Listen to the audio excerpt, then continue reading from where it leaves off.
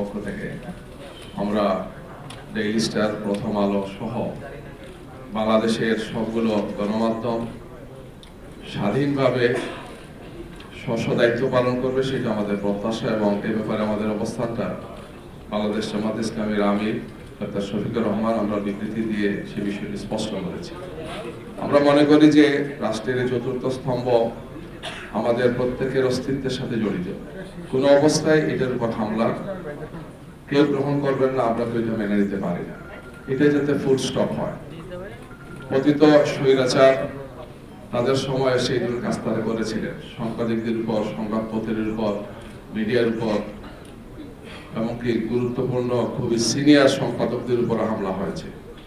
এই ধারাবাহিকতায় এসে এটা ফুল স্টপ হবে এটা আমরা আশা করি। অন্তর্বর্তীকালীন সরকারের দায়িত্ব অনেক বেশি, তারা সেই দায়িত্বটি পালন করতে ব্যর্থ হয়েছেন আমরা মনে করি। নতুন এবং ফিরে আসা গ্রাহকদের জন্য নগদে চলছে ক্যাশব্যাক সহ প্রতিদিন হাজারো উপহার জেতার সুযোগ। হবে আশা আর ফেরা, সারপ্রাইজ সেরা। এখানে অবশ্যই সরকারের দায়িত্ব ছিল আইন শৃঙ্খলা বাহিনী এবং গোয়েন্দা সংস্থাগুলো কি করেছে সেটা থেকে দেখা উচিত।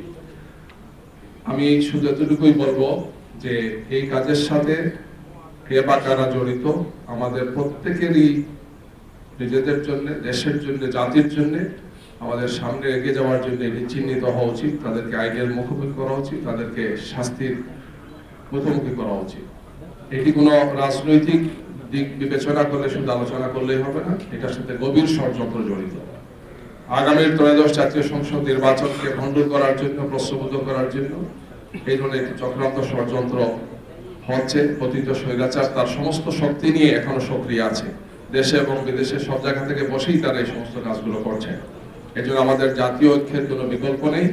আমরা এই ক্ষেত্রে যাতে সবাই ঐক্যবদ্ধ থাকি, সব রাজনৈতিক দল, সুশীল সমাজে যারা আছেন, বিভিন্ন প্রতিষ্ঠানে যারা দায়িত্ব পালন করছেন, সরকার সহ আমরা সবাই যাতে আমাদের অবস্থানটাকে সুস্পষ্ট করি, ঐক্যবদ্ধ থাকি, ইউনাইটেড থাকি, সেটি আজকে জাতির প্রত্যাশা। তাইলে আমরা সব চক্রান্ত এবং ষড়যন্ত্রকে মোকাবেলা করে বাংলাদেশকে মেরে যেতে পারব। আমি সবাইকে আবার ধন্যবাদ জানাচ্ছি। আমি আবারও সংহতি প্রকাশ করছি এবং জামাত ইসলামীর পক্ষ থেকে আপনাদের পাশে আছি, আমরা পাশে থাকবো ইনশাআল্লাহ। সবাইকে ধন্যবাদ। আসসালামু আলাইকুম।